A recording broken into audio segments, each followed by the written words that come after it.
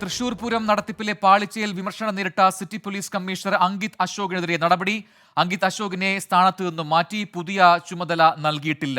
ഷഫീദ് റാവുത്തർ തിരുവനന്തപുരത്ത് നിന്ന് ചേർന്ന് കൂടുതൽ വിവരങ്ങൾ. ഷഫീദ്, ഈ സംഭവം നടന്നിട്ട് നാളേറെയായി, ഇപ്പോഴാണ് നടപടി ഈ വിഷയത്തിൽ ഉണ്ടാകുന്നത്. ഇത് എന്താണ് വിശദീകരണം എന്ന് നൽകുന്നുണ്ടോ സർക്കാർ?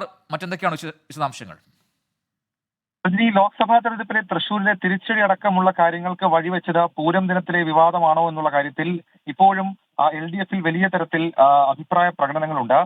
പൂരം ദിനത്തിലെ പോലീസ് നടപടി ജനവികാരം എതിരാകാൻ കാരണമെന്ന LDF-ൽ ആക്ഷേപം ഉയരുകയും ചെയ്തിരുന്നു. കമ്മീഷണർ അങ്കിത് അശോകന്റെ പൂരം ദിവസങ്ങളിലെ മോശം പെരുമാറ്റവും തെറ്റായ നടപടികളും വിമർശനമൊന്ന് ക്ഷണിച്ചു വരുത്തിയിരുന്നു. ഒരു മന്ത്രിയടക്കം സർക്കാർ സംവിധാനം മുഴുവൻ സ്ഥലത്തുണ്ടായിട്ടും കമ്മീഷണറെയും പോലീസിനെയും നിയന്ത്രിക്കാൻ കഴിഞ്ഞില്ല എന്നതിന് പിന്നിൽ വലിയ ഗൂഢാലോചനയുണ്ടെന്ന് അന്ന് പ്രതിപക്ഷമടക്കം ആക്ഷേപിക്കുകയും ചെയ്തിരുന്നു. പോലീസ് നയത്തിനെതിരെ കടുത്ത വിമർശനങ്ങൾ പൂരപ്രേമികൾ ഉയർത്തുകയും ചെയ്തു. ഇതോടുകൂടി സർക്കാർ ഇക്കാര്യത്തിൽ വലിയ തരത്തിലുള്ള പുനർവിചിന്തനമടക്കം ചിന്തിക്കുകയും ചെയ്തിരുന്നു. ഇതിന് പിന്നാലെയാണ് തൃശൂർ സിറ്റി പോലീസ് കമ്മീഷണറായിട്ടുള്ള അങ്കിത് അശോകനെ മാറ്റാൻ തീരുമാനിച്ചിട്ടുള്ളത്, അല്ലെങ്കിൽ അദ്ദേഹത്തിനെ മാറ്റി നിയമിക്കാൻ തീരുമാനിച്ചിട്ടുള്ളത്. നിലവിൽ അദ്ദേഹത്തിന് മാറ്റി എങ്ങോട്ടേക്കാണ്, അല്ലെങ്കിൽ മാറ്റി ഒരു നിയമനം കൊടുത്തിട്ടില്ല. അദ്ദേഹത്തെ സ്ഥലം മാറ്റിയിട്ട് മാത്രമേ ഉള്ളൂ.